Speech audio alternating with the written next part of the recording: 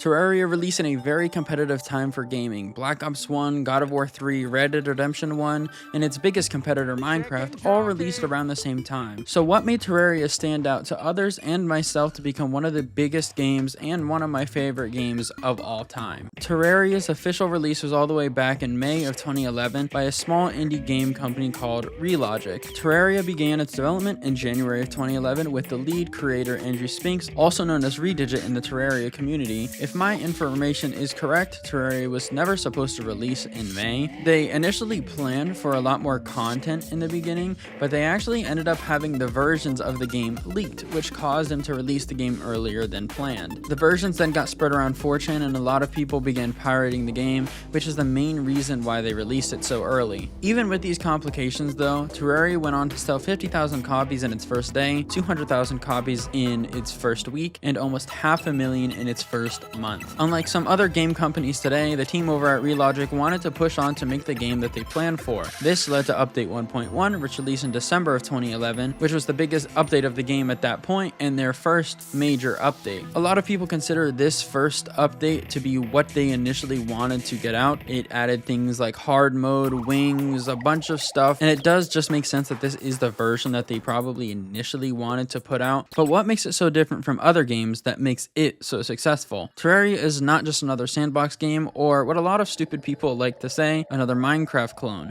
While it does share some similarities with Minecraft, they are completely different games. Terraria, in my opinion, is the perfect balance of creative freedom with also having something specific to do and accomplish. While you could just sit around, build, and make a very cool looking worlds, people do just do that in Terraria. The main focus is exploring all the different biomes, getting better loot, and to fight the multiple bosses in the games. There isn't just a lot of weapons, there are multiple weapon classes going from melee, ranger, magic, summoner, and then subclasses like freaking yo-yos. All of these possibilities lead to a very replayable game. With major updates like 1.2, which is now a 12-year-old update, and the game's biggest update 1.3, which is now 10 years old, which is absolutely insane, introduced so many new things that brought new players in and kept current players active. And this is exactly why this game has lasted as long as it has. The continued support of the game built trust, and what I think Terraria's best part is, and that's its community. And I'm going to split this three ways: from the fans, the developers themselves, and the content creators. Terraria fans are some of the best and honestly talented fans in games, whether it is fan art, multiplayer servers, and the biggest thing that fans make are mods.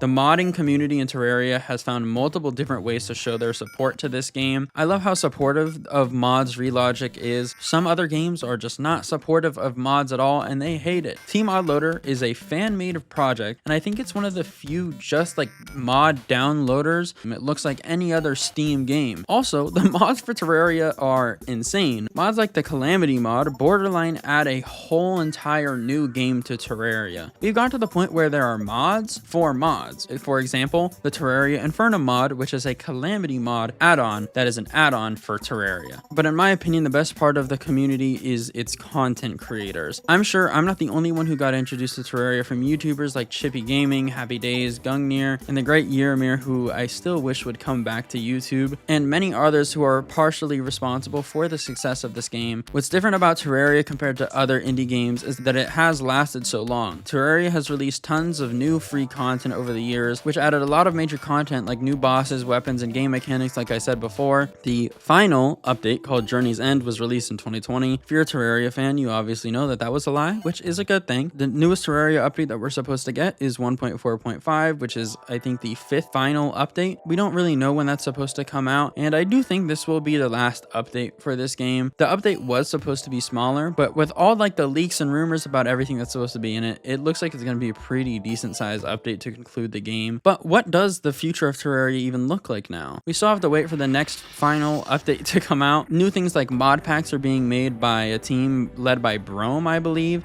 It shows that this game will probably never die and will continue to grow in its community even after the creators eventually close off the game for themselves. The success story of Terraria is nothing but impressive. From the beginning, a team at Relogic stayed consistent and loyal to their project and made the game that we know and love today. And with that, I do hope you all enjoyed. Terraria is easily one of my favorite games, and I thought it would be really cool to do a little video going over how they got to where they are. And also, I want to thank you all for your recent support support. Just the other day, I officially became a YouTube partner, which to me is super cool. It's a very cool achievement that I have gotten to. I did open up the YouTube member thing. I don't plan to do anything for it just yet. I'm more focused on just, putting out regular videos. But again, I hope you guys all enjoyed and have a great day.